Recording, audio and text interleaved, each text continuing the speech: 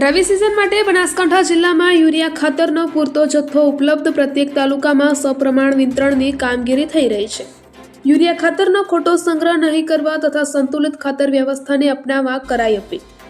Urea સિવાય ammonium sulphate, NPK, prone, nano urea જેવા ખાતરોનો ઉપયોગ કરવા જિલ્લા ખેતીવાડી વિભાગનો અનુરોધ। ચાલુ રવિ સિઝન માટે બનાસકાંઠા જિલ્લામાં ખેડૂત ભાઈઓ માટે ખાતરનો પૂરતો અને સુલભ પુરવઠો ઉપલબ્ધ કરાવવામાં આવી રહ્યો છે।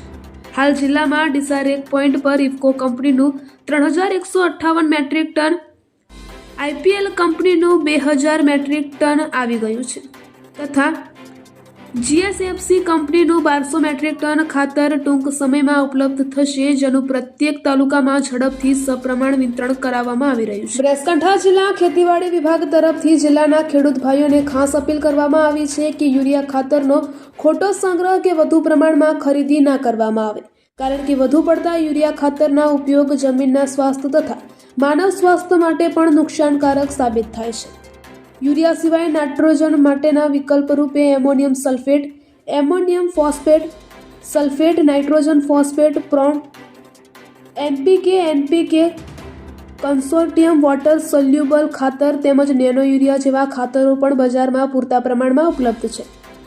ખેડૂત મિત્રોએ જરૂરિયાત મુજબ જ અધિકૃત વિક્રેતા પાસેથી ખાતર ખરીદીને સંતુલિત ખાતર વ્યવસ્થાને અપનાવવા ખેતીવાડી અધિકારી શ્રી મયુર પટેલના માર્ગદર્શન હેઠળ ખેતીવાડી અધિકારી શ્રી રામજી દેસાઈ ડીસા દ્વારા એક અખબારી યાદી થકી અપીલ કરાઈ છે।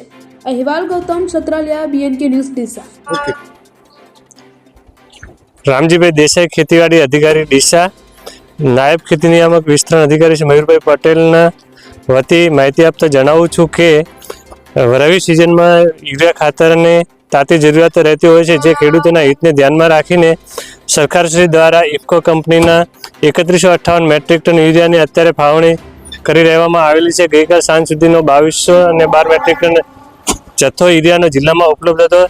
તે ઉપરાંત 3158 મેટ્રિક ટન ઇફકો કંપનીનું યુરિયાનું વિતરણ હાલ જિલ્લામાં ચાલુ થઈ રહેલ છે। ત્યારબાદ અત્યારે IPL કંપનીનું પણ યુરિયાની રેક પોઈન્ટ ઉપર લાગેલી છે અને જેમાંથી બનાસકાંઠા જિલ્લાને 2000 મેટ્રિક ટન યુરિયાની ફાળવણી કરવામાં આવેલી છે। તે અગાઉ આપણે GSFC કંપનીનું 800 મેટ્રિક ટનનું યુરિયાનું વિતરણ જિલ્લામાં જે તે સ્થળ ઉપર પહોંચતું કરવામાં આવેલ છે અને આગામી સમયમાં રવિ સિઝનને ધ્યાનમાં રાખી અને 1200 મેટ્રિક ટન GNFC કંપનીના યુરિયાને પણ મોકલવામાં આવી રહ્યું છે, જેનું પણ ટૂંક સમયમાં આપણે વિતરણ કરી દેવામાં આવનાર છે।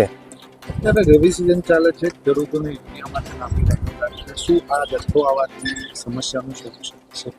જી હા, મહદ અંશે આ સમસ્યાનું સોલ્યુશન થશે અને આગામી મહિનાનું પણ આપણે યુરિયા લાવવાનું આયોજન પૂરતા પ્રમાણમાં છીએ અને ખેડૂતોને પૂરતા પ્રમાણમાં યુરિયા મળી રહેશે, જેની સરકાર વતી ખાતરી આપવામાં આવે છે।